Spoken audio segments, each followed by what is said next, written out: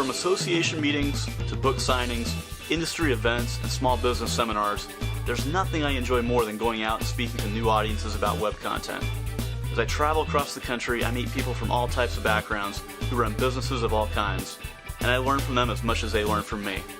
Together, we can raise the online marketing game for everyone and provide more value to those who need our products and services. You know, this is really the time. All we're hearing about right now is the economy and how bad the economy is and that we're in a recession, and we've heard that over and over again for, the last year. My contention is that there's no greater time than now to get things started, because look at what's happening. Look at how everything's moving to the internet. Everything's moving to the web. And what we're seeing is a big tectonic shift, really, in the economy. We're seeing everything move online. We're seeing print advertising going down. We're seeing, banner advertising increasing. And the reason why is because you can measure this stuff. You can put metrics behind it. And that's huge.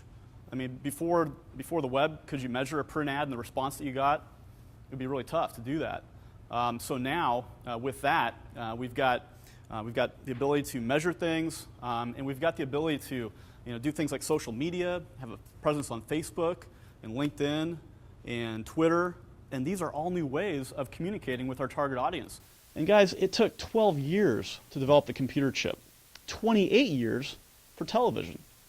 In 15 short years, we have seen the rise of the internet, the rise of blogging, the emergence and expansion of social media, and in a very real and dramatic way, the revolution of global industry, right?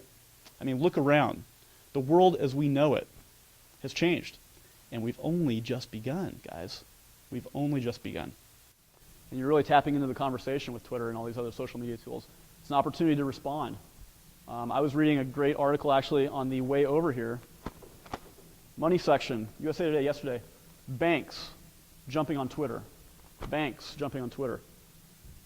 Banks are one of the most conservative industries out there, and they're on Twitter. And what do they say here? Social media is a whole new world, and you cannot afford to not be a part of it. Says Pamela Blason, spokesperson for UMB Financial. Banks say they're establishing presence on social networking sites to tap into a growing demographic and to control the conversation about their brands. That's huge. And with the economic turmoil, some say makes it even more important to reach out to customers any way they can. And I would agree with that. In the recession, in tough times, people, they'll jump to the other company. They'll stop doing business with you if they're upset. But if you can respond to something, a complaint on Twitter quickly, and put that to rest, you might keep them as a customer.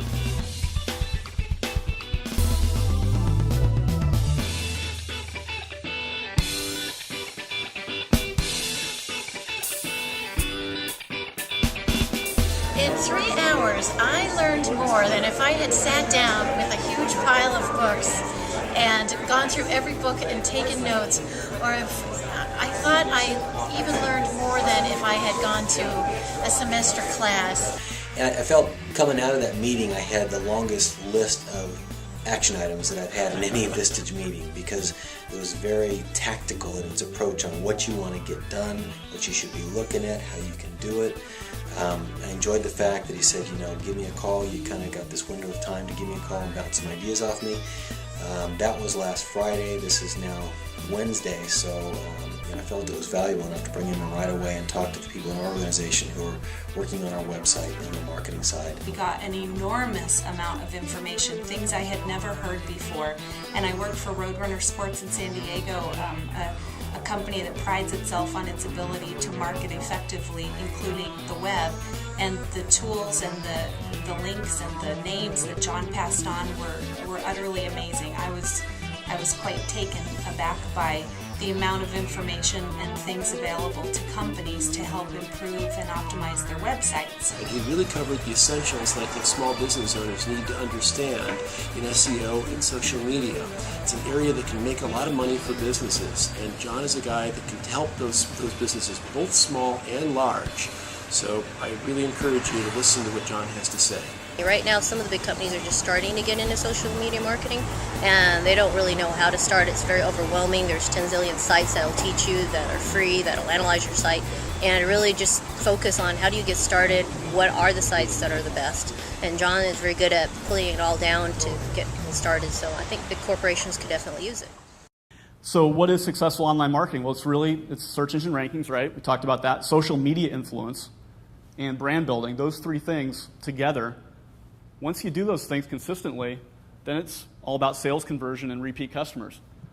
And brand building is unique because a lot of websites that I see, they're suffering from a low brand image. People aren't aware, they don't have a logo, they're not using, they don't have a tagline or slogan, their web pages aren't consistent. So brand building is really an important part of the process, and it's one of the least understood. Zappos.com, the shoe retailer. Has anyone ever been on Zappos or bought shoes from Zappos? Okay, these guys, 10 years ago, they didn't exist. I don't know if they existed 5 years ago.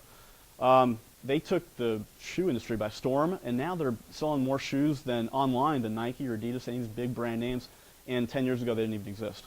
So that's just the power of getting on that first page for those keyword phrases.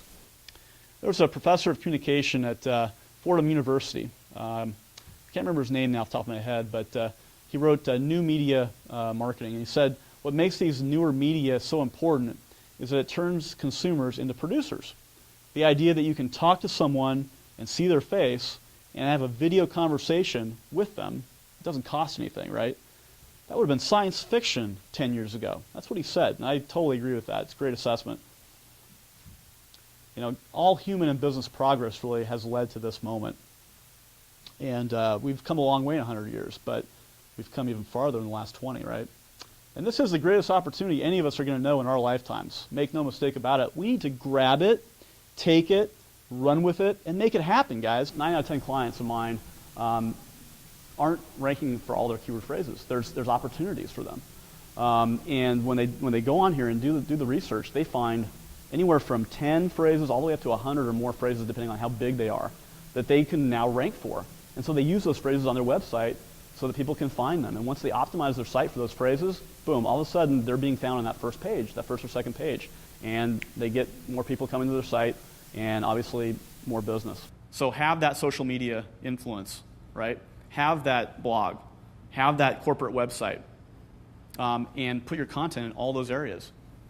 Let go of all your control, let your ideas spread. I get a lot of companies, big brands. Actually, John Deere came to me about 6 months ago, and they said, we're worried about social media. We're going to lose control of our brand. People are going to start talking about us, and we're going to have to field a bunch of inquiries and problems.